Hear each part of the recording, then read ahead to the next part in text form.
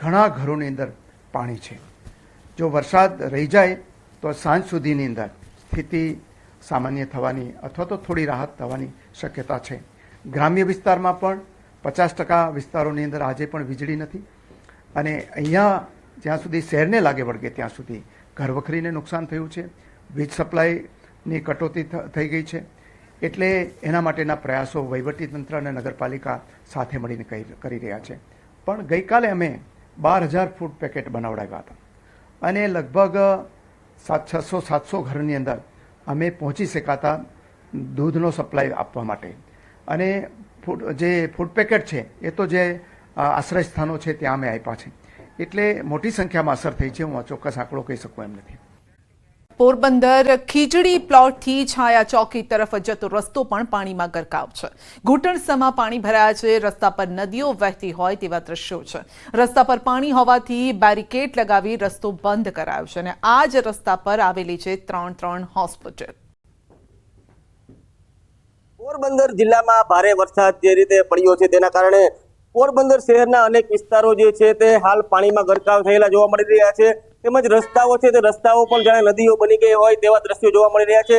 આ જે રસ્તો જે છે ખીજડી પ્લોટથી જે છાયા ચોકી તરફ જે રસ્તો જાય છે, આ જે રસ્તો છે તેમાં 3 જેટલી હોસ્પિટલો પણ આવેલી છે. પરંતુ આપ જોઈ શકો છો કે આ જે રસ્તો છે તે ક્યાંય પણ જોવા નથી મળી રહ્યો અને રસ્તામાં ગોઠણરૂપ જે પાણી છે તે પાણી ભરાયા છે અને સમગ્ર જે રસ્તાને જે હાલ જે બેરીકેડ લગાવી અને બંધ કરી દેવાની ફરજ પડી રહી છે. પોરબંદરમાં વરસાદ છે તે વરસાદ ગત રાત્રિથી ને બંધ થયો છે, પરંતુ હજુ પણ જે રીતે નદીઓની સમાન જે પાણી છે તે પાણી રસ્તાઓ પર વહેતા જોવા મળી રહ્યા છે. એમજી રોડ હોય કે પછી આ જે ખીજડી પ્લોટથી જે છાયા ચોકી તરફ જતો રસ્તો છે ત્યાં પાણી છે તે પાણીનો જમાવડો હજુ પણ જોવા મળી રહ્યો છે. લોકો તેમની હોસ્પિટલ હોય કે તેમજ ઘર હોય ત્યાંથી ને ઘરની બહાર નીકળવા પણ ન શકે તેવી પરિસ્થિતિ જોવા મળી રહી છે. પ્રતિશ સિંહનું, ન્યૂઝ 18 ગુજરાતી, પોરબંદર. પોરબંદરમાં પૂરની સ્થિતિ પર બોલ્યા છે મોઢવાડિયા. હજુ પણ અનેક ઘરો પાણીમાં છે અને ઘરમાં પાણી ભરાયેલા છે. વરસાદ વિરામ લે તો સાંજ સુધી સ્થિતિ સુધરવાની શક્યતા છે. પોરબંદરના ગ્રામ્ય વિસ્તારોમાં વીજળી પણ નથી. 50% વિસ્તારોમાં વીજળી નથી તેવું તેમણે કબૂલ્યું છે. ફૂડ પેકેટ પહોંચાડવાની કામગીરી શરૂ કરાઈ છે.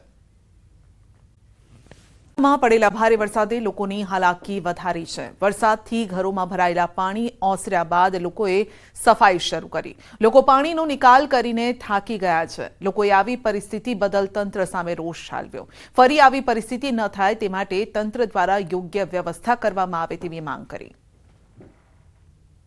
પોરબંદર જિલ્લામાં જે રીતે છેલ્લા 48 કલાકની અંદર 24 ઇંચ કરતા વધુ વરસાદ ખાબક્યો છે તેના કારણે પોરબંદર શહેરની જે મોટાભાગની સોસાયટીઓ છે, વિસ્તારો છે, તે પાણીમાં જળબંબાકારની પરિસ્થિતિ છે તે જોવા મળી હતી. ઘરમાં 1 ફૂટથી વધુ જે પાણી છે તે ઘરમાં પાણી ભરાયા હતા. આજે આપ દ્રશ્યો જોઈ શકો છો કે રાજીવનગરના છે.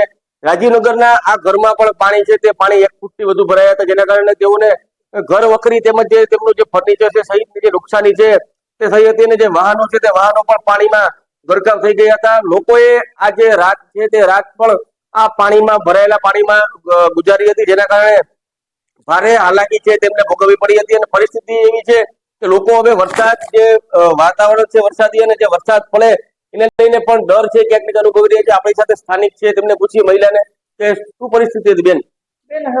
હું વાત એમાં કરવી હું 12 વાગ્યાથી અમે 12 વાગ્યા સુધી સફાઈ કરી તો અમારું પૂરું પડ્યું. આખું ફ્રીજ, બધા ડ્રોવરો, બધું ફર્નિચર 1 ફૂટ પાણી ભરેલું હતું ઘરમાં. ને અમે હટાલમાં અમે જમ્યું નથી તો અમને કોઈ પૂછવા ન થાય કે તમે શું જમ્યા કે હું દૂધ પાણી કઈ આવ્યું નથી કે અમે કઈ પીએ કે કઈ કરીએ. કાલથી અમે આવી પરિસ્થિતિમાં છે. હજી અમારો આમાં આરો ન થયો કે કેટલા દી અમારો આરો આવી જાય. હજી વરસાદની આગાહી છે તો અમને બીક લાગે કે શું કરશું. અમે રાતના 12 વાગ્યા સુધી સફાઈ કરી તો પૂરું ન પડ્યું.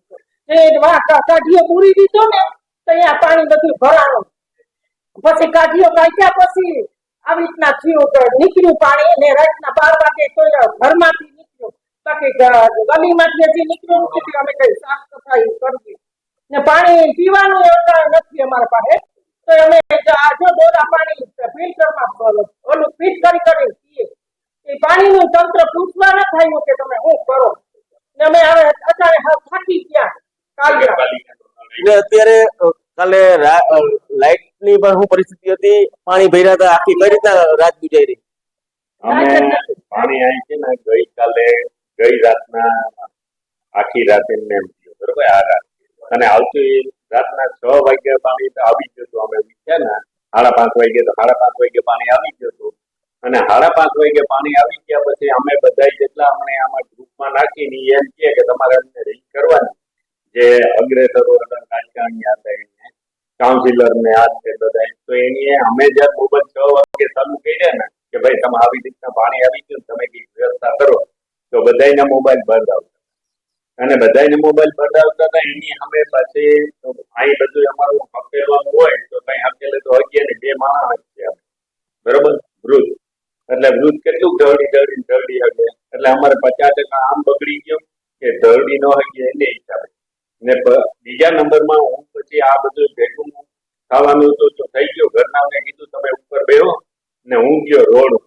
રોડ ઉપર ગયો તો એ લોકોને જીસીબી હાલતી હતી આ તે આપણે એમ કે ભાઈ તમે આગે ના તોડો તો એ કોઈ જવાબ જ અમને આપતા નહોતા. એ એનું મનનું ધાર્યું કરતા હતા. જો એ મનનું ધાર્યું ન કર્યું ને કોકનું હાંડલું હોત ને આ સ્લેબ ભરેલું તોડી નાખ્યું હોત તો આટલી માણસને જે રાજીવનગરમાં નુકસાની આવી ને એ નુકસાની ના આવે અને એ છતાંય પણ પાછું ગોળ્યો પાછા આપણે એને એમ કે ભાઈ તમે આવી રીતના જયારે અમારી પાસે આવો મત લેવા ના છે કઈ તો તમે બીજી વાતો કરતા ને અત્યારે કેમ તમે નિદ્રા થઈ જાવ આય પણ એને મોઢા ઉપર શબ્દ કીધા હતા છતાં પણ એ તો કરી હેતુ જોઈ ગયા.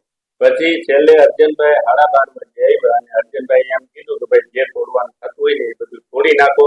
એના પછી એ લોકોએ ભૂખીરાથી ઈટાથી જીસીબી બધું મગાવ્યું અને પછી સ્લેબ તોડ્યા પછી પાણીનો નિકાલ થયો અને પાણીનો નિકાલ થયા પછી પણ ખાલી અડધો ફૂટ પાણી નીકળ્યું.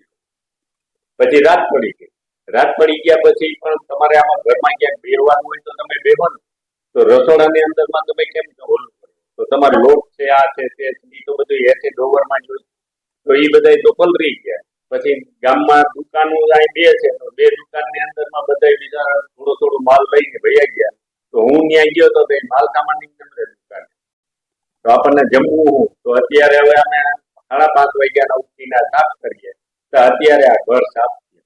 હવે સાફ થયો એ પછી અમે રાંધીએ જે કઈ ઉછીનો લોટ લઈ આવ્યા હતા નહીં તો તંત્રની અટાણા સુધીમાં એટલી ખબર નથી ને હજી અટાણે તમે આવ્યા ત્યારે પણ એ લોકો ન થઈ તમે ગામમાંથી અહીં મૂકી આવ્યા એ લોકો અહીંયા તમારે તો અમારે પોરબંદરમાં ભારેથી અતિ ભારે વરસાદ સ્થિતિ કફોડી બની રહી છે.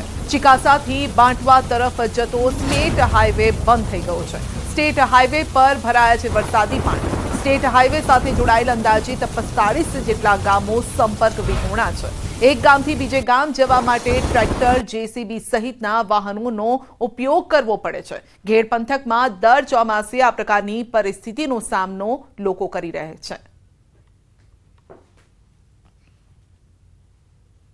પોરબંદર શહેર તેમજ પોરબંદરના ગ્રામ્ય પંથકોમાં છેલ્લા 2 દિવસમાં ભારેથી અતિભારે વરસાદ વરસ્યો છે ત્યારે ન્યૂઝ 18 ગુજરાતી આવું પહોંચ્યું છે ગ્રાઉન્ડ ઝીરો ઉપર. અમે આપને જે દ્રશ્યો બતાવી રહ્યા છીએ આ દ્રશ્યો છે ખેડ પંથકના દ્રશ્યો છે. જોઈ શકાય છે કે ચિકાસા ગામથી બાટવા ગામ તરફ જતો આ જે સ્ટેટ હાઈવે છે તે સ્ટેટ હાઈવે ઉપર પાણી ફરી વળ્યા છે અને તેના જ કારણે આ સ્ટેટ હાઈવેની આસપાસ આવેલા 45 થી વધુ જે ગામો છે તે સંપર્ક વિહોણા બન્યા હોવાનું છે તે સામે આવી રહ્યું છે. તો હું કેમેરામેનને પણ વિનંતી કરીશ કે તે ખેડૂતોની ખેતીલાયક જમીનના પણ છે તે દ્રશ્યો બતાવવાનો પ્રયત્ન કરે. જોઈ શકાય છે કે હજારો વીઘા જે ખેડૂતોની ખેતી લાયક જમીન છે તે પાણીની અંદર ગરકાવ થઈ ચૂકી છે. સામાન્ય રીતે ચોમાસાની અંદર જ્યારે વરસાદી પાણી રહી જાય ત્યારબાદ જ અહીં ખેતી કરવામાં આવતી હોય છે. હાલ અત્યારે કોઈ પણ જાતનું વાવેતર કરવામાં નથી આવતું કારણ કે અહીંયા આ પ્રકારની પરિસ્થિતિ 2 થી 3 મહિના રહેતી હોય છે તેવું સ્થાનિકોનું કહેવું છે. આપણે સ્થાનિકો સાથે વાતચીત કરવાનો પ્રયત્ન કરીશું કે આખરે છેલ્લા 2 દિવસમાં તેઓએ કયા પ્રકારની પરિસ્થિતિનો સામનો કર્યો છે. દાદા શું કહેશો કયા પ્રકારની પરિસ્થિતિનો સામનો છેલ્લા 2 દિવસથી? હા પાણી ક્યાંક પાણીથી ભર્યું રહી આમાં વધારે એટલું ઘેરમાં જમીનમાં તો 2-3 મહિના ભર્યું રહી અત્યારે બહુ પરિસ્થિતિ ખરાબ છે કારણ કે પાણીનો કોઈ નિકાલ થતો નથી. પાણીના પારા ડેમો હાથે થઈ ગયા પારા ફૂટે તો દરિયામાં પાણી જાય. અમે ચિકાસા ગામમાં પણ જોયું કે લોકોના ઘરની અંદર પણ પાણી જોવા મળી રહ્યું છે. જમવા સહિતની વ્યવસ્થા કેવી રીતે થાય છે? પછી ચાય વાડાવાળી કરી લઈને વ્યવસ્થા કોઈ અડાડા ઉછાણ કરવો એમાંથી વ્યવસ્થા કરી લે જમવાની. બાકી ઢોર બધા રસ્તામાં માંડ્યા. શું કહીશા સ્ટેટ હાઈવે છે ત્યાંથી ક્યાં સુધીનો બનશે ને અંદાજિત કેટલા ગામડાઓ આગળ છે તે સંપર્ક વિહોણા છે? આ ગળેજ મયારી જુનાગઢ તરફ જતો રસ્તો અત્યારે બંધ છે. માણાવદર ભોળ વિતરાણા દેરોદર એ બધા ગામ અત્યારે પાણીમાં બેટ ફેરવાઈ ગયેલા છે. ચોક્કસ તો બેટમાં ફેરવાઈ ગયેલા છે. હું ફરી એક વખત આ દ્રશ્યો છે તે બતાવવાનો પ્રયત્ન કરી રહ્યો છું. જોઈ શકાય છે કે સ્ટેટ હાઈવે છે તે બંધ થઈ ચૂક્યો છે અને આગળના 45 થી વધુ ગામો છે તે સંપર્ક વિહોણા થઈ ચૂક્યા છે. અહીંયાથી જ લોકોને જો જવું હોય તો તેઓ જુનાગઢ તરફ જતા હોય છે. ખાસ કરીને વાત કરવામાં આવે તો ચિકાસાથી આ બાટવા તરફ જતો આ રસ્તો છે ને હાલ આ રસ્તા ઉપર પાણી ફરી વળ્યા છે અને જેના જ કારણે હાલ અત્યારે આગળના જે ગામો છે તે સંપર્ક વિહોણા બની ચૂક્યા છે. અંકિત પોપટ, ન્યૂઝ 18 ગુજરાતી, ખેડ પંથક.